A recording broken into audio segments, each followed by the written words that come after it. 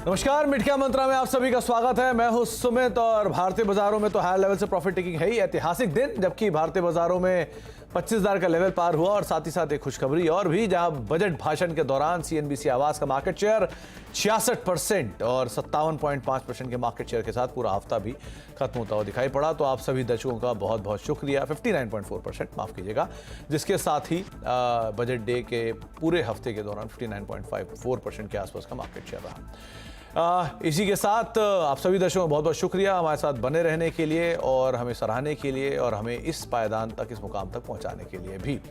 लौटते हैं मार्केट्स के ऊपर, जहां पर 36 अंकों की बढ़त फिलहाल निफ्टी में देखने को मिले। सेंसेक्स 19 अंकों पर है और निफ्टी बैंक 116 अंकों पर है। हायर लेवल से प्रॉफिट टेकिंग है, जो रिकॉर्ड स्तर 25,000 के ऊपर बना, उसके बाद थोड़ी सी बिकवाली ऊपरी स्तरों से बाजार ने दिखाई भी है। ब्रॉडर मार्केट्स में बिकवाली ज्यादा है। मिड कैप इंडेक्स करीब 3/4% नीचे और स्मॉल कैप इंडेक्स में भी करीब 3/4% की बिकवाली। डे लो पर दोनों इंडिसेस सो फार कामकाज कर रहे हैं।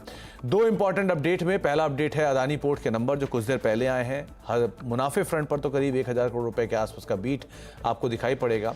ऑपरेटिंग परफॉर्मेंस में भी मोर और लेस सेम साइड पर ही नंबर है। 1% के आसपास की बढ़त यहां देखने को मिल रही है। कंज्यूमर मुनाफा 2119 करोड़ से बढ़ के 3,113 करोड़ रुपए का एक नंबर यहां आता हुआ दिखाई पड़ा है। आय भी 6148 करोड़ से 6,956 करोड़ रुपए के आसपास है। 51% से ऊपर के मार्जिन कंपनी ने पोस्ट किए इस क्वार्टर के अंदर और जो कंपनी का ऑपरेटिंग परफॉर्मेंस है वो भी स्लाइटली अनुमान से बेटर है। अब एडजस्टमेंट्स के नंबर को देखना होगा, कॉन कॉल को सुनना होगा, लेकिन अदरवाइज एबिटा 3,752 करोड़ से बढ़ के 4,200 करोड़ रुपए इस तिमाही के अंदर आता हुआ दिखाई पड़ा है। दूसरा इंपॉर्टेंट नंबर जो आया है वो है M&M के सेल्स के नंबर है। अनुमान से स्लाइटली मिस वहां पर दिखाई पड़ रहा है। हालांकि M&M आज जो कल की नंबर्स थे उसके बाद ओवरहैंग में ऑलरेडी कामकाज कर रहा है, लेकिन इस बीच में जो ऑटो सेल्स के नंबर्स M&M के आते हुए दिखाई पड़े हैं उसमें स्लाइटली अनुमान से नीचे की तरफ जो M&M का सेल्स का नंबर है वो आता हुआ दिखाई पड़ा है। 2.5% के आसपास की गिरावट M&M में देखने को मिल रही है। बातचीत कर लेते हैं हमारे साथ दोनों ही बाजार पर बातचीत करने के लिए आशीष कयाल मौजूद हैं वेव स्ट्रेटेजी के। आशीष जी नमस्कार, स्वागत है कार्यक्रम में। पहले तो मार्केट्स पे आपका एक व्यू, क्योंकि इंपॉर्टेंट दिन जबकि ऐतिहासिक लेवल मार्केट छूता है तब थोड़ा सा प्रॉफिट टेकिंग आमतौर पे आती ही है। सो आप कैसे रीड कर रहे हो मार्केट्स को, क्या करना चाहिए? देखिए बिल्कुल लाइफ टाइम हाई निफ्टी ने छुआ और वहीं से थोड़ी प्रॉफिट बुकिंग देखी गई है। अब 25,000 का अगर आप कॉल और पुट का ओपन इंटरेस्ट देखेंगे तो मेरे ख्याल से सुमित दोनों बाजू ही एक टग ऑफ वॉर चल रहा है। यहाँ पर एक लग रहा है कि शॉर्ट स्ट्रेडल शायद बनाए हुए हैं लोगों ने, तो 40-50 पॉइंट का प्लस माइनस यहाँ से देख रहे हैं आज की रेंज में।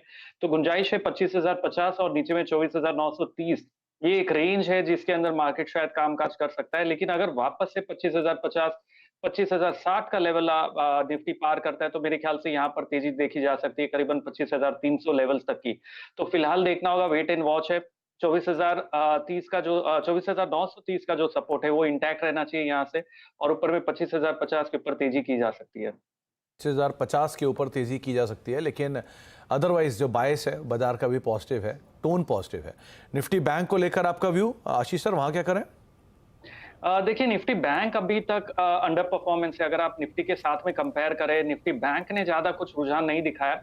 एक अटेम्प्ट निफ्टी बैंक ने किया था करीबन 29 तारीख को, जहां पर वो 22,300 का आंकड़ा छुआ था, लेकिन उसके बाद कंटिन्यूअस इनसाइड कैंडल ही बना रहा है। तो ऐसे देख के लग रहा है एक रेंज में फंसा हुआ है।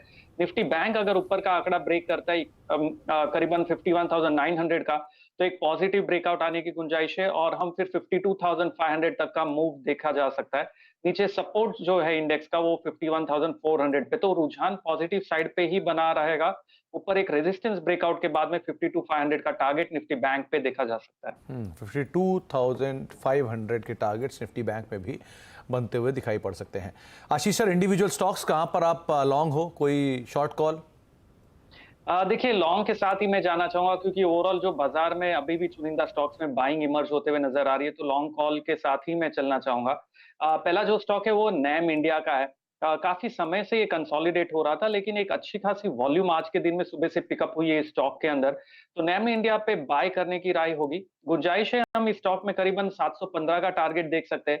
स्टॉप लॉस लगाना होगा करीबन 645 का। दूसरा जो स्टॉक मेरे रडार पर है वो कोल इंडिया। ये लार्ज कैप से लेकिन बहुत ही शानदार प्रदर्शन रहा है। एनर्जी क्षेत्र में अगर आप देखें तो बहुत स्ट्रॉन्ग ब्रेकआउट आया है। ओवरऑल एनर्जी स्टॉक्स आज के दिन ऊपर है, पावर स्टॉक्स भी ऊपर है, तो कोल इंडिया पे बाय की राय होगी। यहाँ पर गुंजाइश है हम 575 का टारगेट देख सकते हैं और स्टॉप लॉस लगाना होगा 520 का। 520 का स्टॉप लगा के आप 575 के टारगेट्स के लिए कोल इंडिया को देख सकते हो लॉन्ग साइड पर। साथ ही साथ आशीष सर को लग रहा है कि अभी भी बाजार की क्योंकि टोन पॉजिटिव साइड पर ही है, तो दोनों की दोनों कॉल्स जो है आशीष जी की तरफ से वो लॉन्ग साइड पे ही रहेंगी। एक ब्रेक का वक्त हो गया, ब्रेक के बाद लौटेंगे तो आशीष सर से बातचीत करेंगे ही। साथ ही साथ हमारे साथ कैपिटल स्मॉल फाइनेंस बैंक के मैनेजमेंट भी मौजूद होगी, उनसे बातचीत करते हैं छोटे से ब्रेक के उस पर।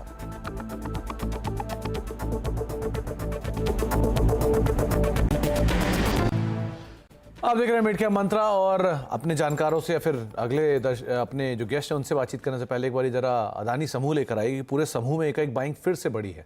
अदानी एंटरप्राइजेस डे हाई की तरफ स्लोली एंड स्टेडली जाते हुए अदानी पोर्ट थोड़ी पहले नंबर आए, वहां पर खरीदारी है। अदानी पावर में एक स्पाइक आया, हालांकि है लाल निशान में, लेकिन लोअर लेवल से वहां पर भी बढ़िया रिकवरी और डे हाई के आसपास। अदानी एनर्जी सॉल्यूशंस जो कि वापस 1254-1255 के जोन्स में एक अच्छी तेजी वहां पर भी है, 10-11% के आसपास का उछाल है। तो पूरे समूह में एक बाइंग आज के सत्र में आते हुए दिखाई पड़ रही है।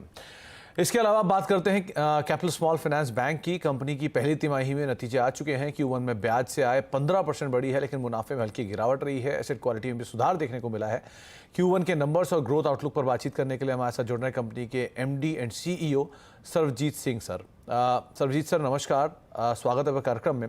पहले तो नंबर्स को लेकर सर 2-3 चीज़ें हैं जिनके ऊपर बात करना इस समय ज़रूरी है। इस क्वार्टर के अंदर एक अच्छी एडवांसेस ग्रोथ तो देखने को मिली है, जो आपने कंटिन्यूसली मेंटेन भी की है। डिपॉजिट के नंबर भी बेहतर साइड पे हैं, लेकिन वो कंसर्न ज़रूर बना हुआ है पूरे बैंकिंग सिस्टम के लिए, जहाँ पे डिपॉजिट ग्रोथ होलिस्टिकली इतनी ज़्यादा ग्रोथ नहीं दिखा रही है। सो सर की क्वार्टरली हाइलाइट्स क्या रहे इस बार के, और क्या डिपॉजिट की थोड़ी स्लगिश ग्रोथ आपको भी कंसर्न दिख रही है? सुमित जी, एक तो इस जो Q1 क्वार्टर होता है, इसमें जो हिस्टोरिकली अगर हम देखें अपनी ऑर्गेनाइजेशन के लिए, तो ये थोड़ा स्लो क्वार्टर होता है। इसमें जो एडवांसेस में ग्रोथ नजर नहीं आती, लेकिन ये ग्रोथ कैपिटल आने के बाद जो एक मोमेंटम एडवांसेस में ने पकड़ा है, इस क्वार्टर में भी हम लोगों ने 4% ग्रोथ लोन्स में की है और 4% ही डिपॉजिट में की है, और 754 करोड़ की फ्रेश डिस्बर्समेंट हम इस क्वार्टर में कर पाए हैं। डिपॉजिट की अगर बात करें तो अगर आप देखिए कि डिपॉजिट भी इस क्वार्टर में हमने अच्छी ग्रोथ की है, और डिपॉजिट के साथ साथ जो कासा जो पिछले क्वार्टर में 38% था, वो भी बढ़ के 39.5% इस क्वार्टर में जो हुआ है। हम एक रिटेल डिपॉजिट फ्रेंचाइज है, हमारा 94.5% जो डिपॉजिट है वो रिटेल डिपॉजिट है, और हम एक branch led retail business model पे हैं, और हम मिडिल इनकम ग्रुप को कैटर करते हैं। हमारे डिपॉजिट और एडवांसेस दोनों बिजनेस हम मिडिल इनकम ग्रुप को कैटर करते हैं, और इसमें हमें एज अ ऑर्गेनाइजेशन इसमें कोई जो स्लगिशनेस आप कह रहे हो ओवरऑल इंडस्ट्री ने देखी है, वो कोई हमें इस तरीके से नजर नहीं आ रही। तो सर्वजीत सर, जो आपकी लोन बुक देख रहा था मैं, उसमें मेजरली एग्रीकल्चरल, मॉर्टगेज, MSME इनका अच्छा खासा एक्सपोजर है, और दोनों के लिए जो बड़ा ट्रिगर है वो है मॉनसून जो सामने ही खड़ा, और अच्छे नंबर से हम सोफार मॉनसून के देख भी रहे हैं। सो क्या एक्सपेक्ट करके चले Q2 ऑनवर्ड्स, क्योंकि फेस्टिविटीज़ का आगाज शुरू हो जाता है Q3 एंड Q2 में, तो ये एक बढ़िया पिकअप आपको देता भी है, अच्छे मॉनसून के नंबर प्लस फेस्टिविटीज़। सो क्या एक्सपेक्ट किया जाए यहाँ से फर्दर लोन बुक की ग्रोथ में? देखिए, ऐसा है कि जो लोन ग्रोथ की टारगेट है इस साल के लिए, जो हमने शुरू में ही दिया था, वो 22 से 24% का है, और ये मेरे को पूरी उम्मीद है कि जिस तरीके से ये Q1 गया है, और आगे जैसे हमने कहा कि फेस्टिवल सीजन आना है, मॉनसून भी अच्छे हैं, तो ये फर्दर पिक ही करेगा, और मेरे को पूरी उम्मीद है कि जो टारगेट हमने दिया है हम उसको जरूर अचीव करेंगे। तो सर एक और चीज़, जो नेट NPA और ग्रॉस NPA की सिचुएशन है वो मोर और लेस सेम है। पिछले करीब 1 साल के नंबर्स भी देख रहा हूँ तो ग्रॉस NPA मोर और लेस उसी रेंज में और नेट NPA भी उसी रेंज में। सो क्या यही एक स्टेबल नंबर एक्सपेक्ट करके चले हम गोइंग फॉरवर्ड भी? और दूसरा NIMs को लेकर आप क्या टिप्पणी करोगे? NIMs की ग्रोथ आगे कैसे रहने की उम्मीद है? अगर मैं NPA की बात करूं तो NPA इस तरीके ये नहीं है कि स्टेबल है, इसमें कॉन्टिन्यूसली इंप्रूवमेंट हो रही है। जो ग्रॉस NPA ईयर 23 में जो लास्ट टू लास्ट क्वार्टर जो उसमें 2.8 थे, या ईयर क्लोजिंग पे भी जो ग्रॉस NPA 2.8 थे, वो कम होकर 2.7 हुए हैं, और नेट एनपीए जो 1.4 था वो कम होके 1.3 हुआ है। और मैं एक बात और इधर बताना चाहता हूँ कि ये जो एनपीएस में कॉन्टिन्यूस इंप्रूवमेंट दिखा रहे हैं हम लोग, ये रिकवरी बेस्ड है। हमने कभी भी कोई एनपीएस सेल ऑफ नहीं किया, और जो राइट्स ऑफ है वो बहुत ही नेग्लिजिबल है। जैसे इस Q1 में कोई राइट ऑफ नहीं है, लास्ट क्वार्टर में भी बहुत ही नेग्लिजिबल कोई राइट ऑफ होगा। तो ये सारे रिकवरी बेस्ड नंबर्स हैं, और ये मैं कहूंगा they are moving towards the right direction. Okay. और जो निम है उसमें हमारे बढ़ोतरी हुई है। जो पहले 3.8 था वो निम बढ़ के 4.2 हो गया है इस क्वार्टर में Q1 में। और ये मेरे को उम्मीद है कि इसमें थोड़ी और बढ़ोतरी की उम्मीद है, लेकिन हम इसको मेंटेन रखेंगे ये पूरा साल जो आने वाला ये वित्तीय वर्ष है, इसमें हम इसको मेंटेन कर पाएंगे।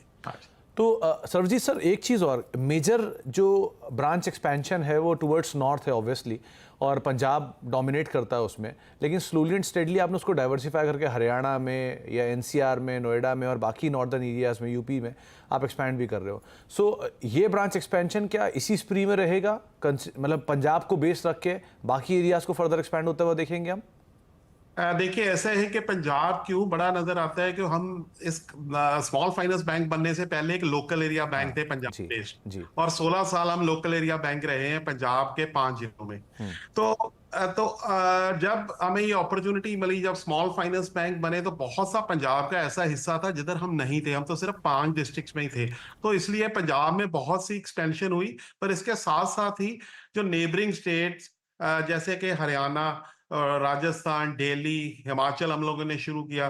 जो प्रेजेंट ब्रांच एक्सपेंशन इस साल हम लोग करने जा रहे हैं वो 24 से 26 ब्रांच ऐड करने का टारगेट है। इसमें से हरियाणा में इस समय 16 ब्रांचेस हैं और 8 ब्रांचेस हरियाणा में और ऐड होंगी। राजस्थान में इस समय 3 ब्रांचेस हैं, 3 ब्रांच हम और राजस्थान में ऐड कर रहे हैं, और एक स्टेट और ऐड कर रहे हैं। जम्मू में हम लोग 3 ब्रांचेस से शुरू कर रहे हैं। तो इस तरीके से जैसे अभी ऑपरेशन 5 स्टेट और एक यूनियन टेरिटरी चंडीगढ़ में था, इसमें एक स्टेट और ऐड हो जाएगी। पर हम लोग क्योंकि ब्रांच लेड बिजनेस मॉडल में है, तो हम कॉन्टिग्यूटी मेंटेन कर रहे हैं। इसी तरीके से जो नेबरिंग स्टेट्स है, साथ लगती स्टेट्स है, वो अपने एरिया ऑफ ऑपरेशन में आने वाले समय में हम ऐड करते जाएंगे, और धीरे धीरे ये स्टेट्स का नंबर हमारा बढ़ता जाएगा। लेकिन as a matter of policy जो मेजॉरिटी ब्रांचेस हैं वो हम आप पंजाब से बाहर खोल रहे हैं। जी, चलिए, बहुत बहुत शुक्रिया सर्वजीत सर हमारे साथ मौजूद रहने के लिए, नंबर्स पे डिटेल में हमसे बातचीत करने के लिए, और एक बार फिर से बहुत बहुत शुभकामनाएं आपको आने वाले एक्सपेंशन के लिए और बढ़िया नंबर्स के लिए। उम्मीद करते हैं अच्छे नंबर्स हम आगे भी आते हुए देखेंगे। बहुत बहुत शुक्रिया सर हमारे साथ मौजूद रहने के लिए। कैपिटल स्मॉल फाइनेंस बैंक आज हले की 5 रुपये नीचे है, मोरलेस फ्लैट टू नेगेटिव साइड, 1-1.5% के आसपास का फॉल है, लेकिन अच्छी एक्सपेंशन की बातचीत मैनेजमेंट गोइंग फॉरवर्ड कर रहे हैं। एक ब्रेक का वक्त हो गया, ब्रेक के बाद लौटते हैं और आशीष जी मौजूद रहेंगे, उनसे हम आगे बातचीत जारी रखेंगे।